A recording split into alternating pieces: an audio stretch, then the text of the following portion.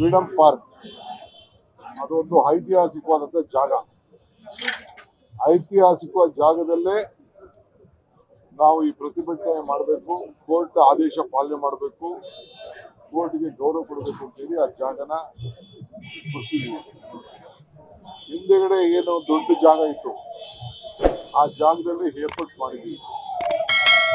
ನನಗೆ ರಾಜ್ಯದ ಎಲ್ಲ ಮೂಲೆಯಿಂದ ನಮ್ಮ ಡಿಪ್ಯೂಟಿ ಕ್ಯಾಂಡಿಡೇಟು, MLAಗಳು, ಮಂತ್ರಿಗಳು ಆ ಜಿಲ್ಲೆಯ ಜವಾಬ್ದಾರಿ ತೆಗೆದುಕೊಂಡು, ನಾನು ಬಹಳ ದೂರದಿಂದ ನೀವು 1000 ಜನ ಕರ್ಕೊಂಡ್ಬನ್ನಿ ಅಂತ ಹೇಳ್ತಲ್ಲ, ಅಟ್ಲೀಸ್ಟ್ ಪ್ರತಿಯೊಂದು ಅಸೆಂಬ್ಲಿ ಕ್ಷೇತ್ರದಿಂದ ಈ ಬೆಂಗಳೂರು ಸುತ್ತಮುತ್ತಲು ಬಿಟ್ಟು ಕನಿಷ್ಠ ಒಂದು 50 ಜನ ಲೀಡರ್ಸ್ ಆದ್ರೂ ಬರಬೇಕು ಅನ್ನೋದು ಕೂಡ ನಾನು ಮಾರ್ಗದರ್ಶನವನ್ನು ಅವರಿಗೆಲ್ಲ ಕೊಟ್ಟಿದ್ದೇನೆ.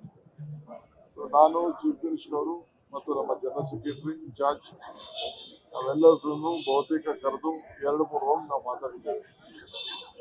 ಇದೊಂದು ಇಡೀ ದೇಶಕ್ಕೆ ಬೆಂಗಳೂರು, ಪ್ರತಿಯೊಂದು ಸಂದರ್ಭದಲ್ಲೂ ಕೂಡ ಬೆಂಗಳೂರು ಮತ್ತು ಕರ್ನಾಟಕ ಇಡೀ ದೇಶಕ್ಕೆ ಒಂದು ಸಂದೇಶ ಹೋಗಿದೆ. ಇಂಡಿಯಾ ಬ್ಲಾಕ್ ಕೂಡ ಇಲ್ಲೇ ಹುಟ್ಟು, ಇಲ್ಲೇ ವೆಸ್ಟರ್ನ್ ರೋಡ್ನಲ್ಲಿ ನಾವು ಅದನ್ನ ಪ್ರಾರಂಭ ಮಾಡಿದ್ವಿ. ಇವತ್ತು ನಾವು 240 ಸೀಟು ಇಂಡಿಯಾ ಬ್ಲಾಕ್ ಇಂದ ಗೆದ್ದಿದ್ದೇವೆ. ಏನೇನು ಹೆಚ್ಚು ಕಮ್ಮಿ ಆಗಿದೆ ಅಂತೇಳಿ ಮುಂದಕ್ಕೆ ರಕ್ಷಣೆ ಮಾಡೋಕ್ಕೋಸ್ಕರ ನಮ್ಮ ಜನರಿಗೆ ಜಾಗೃತಿ ಮಾಡಲಿಕ್ಕೆ ಹೊರಟಿದ್ದೇವೆ.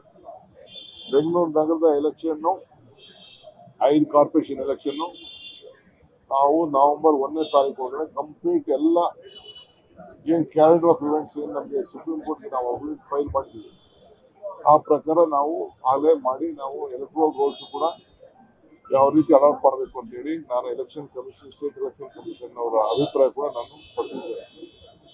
ಸೊ ಅದಕ್ಕೆ ನಮ್ಮೆಲ್ಲ ನಿಮ್ಮ ಮತದಾನದ ಹಕ್ಕನ್ನ ನೀವು ಯಾವ ರೀತಿ ಕಾಪಾಡ್ಕೊಳ್ಬೇಕು ಅಂತೇಳಿ ಎಲ್ಲರೂ ಕೂಡ ನಾನು ಮಾರ್ಗದರ್ಶನ ಕೊಟ್ಟಿದ್ದೇನೆ. ಸದ್ಯದಲ್ಲೇ ಮತ್ತೊಂದು ಮೀಟಿಂಗ್ ಅನ್ನ ನಮ್ಮ ಬ್ಲಾಕ್ ಅವ್ರನ್ನ, ಶಾಸಕರನ್ನ ಕರೆದು ಮಾತಾಡ್ತೀವಿ.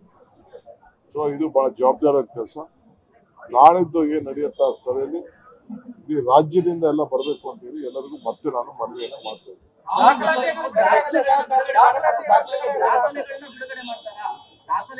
ಈಗ ರಾಹುಲ್ ಗಾಂಧಿ ಅವರು ಏನ್ ಮಾತಾಡ್ತಾರೆ, ಏನ್ ಬಿಡುಗಡೆ ಮಾಡ್ತಾರೆ ಅಂತ ನಾಳೆ ನಿಮ್ಗೆ ಗೊತ್ತಾಗ್ತದೆ. ಆಮೇಲೆ ನಾಳಿದ್ದು ಮಾತಾಡೋಣ. ಅದು ಇಂಡಿಯಾ ಒಕ್ಕೂಟ, ಇಂಡಿಯಾ ಬ್ಲಾಕ್ಗೆ ಒಂದು ಸಾಯಂಕಾಲ ಡಿನ್ನರ್ ಮೀಟಿಂಗ್ ಇದೆ. ನಾನಿಲ್ಲಿ ನಾಳಿದ್ದಕ್ಕೆ ಸಿದ್ಧತೆ ನಾನು ಮಾಡ್ಕೋಬೇಕು. ಸೊ ಅದಕ್ಕೆ ಚೀಫ್ ಮಿನಿಸ್ಟರ್ಗೆ ಆಹ್ವಾನ ಬಂದಿದೆ, ನಾನು ಇಲ್ಲೇ ಇರ್ಬೇಕಾಗ್ತದೆ.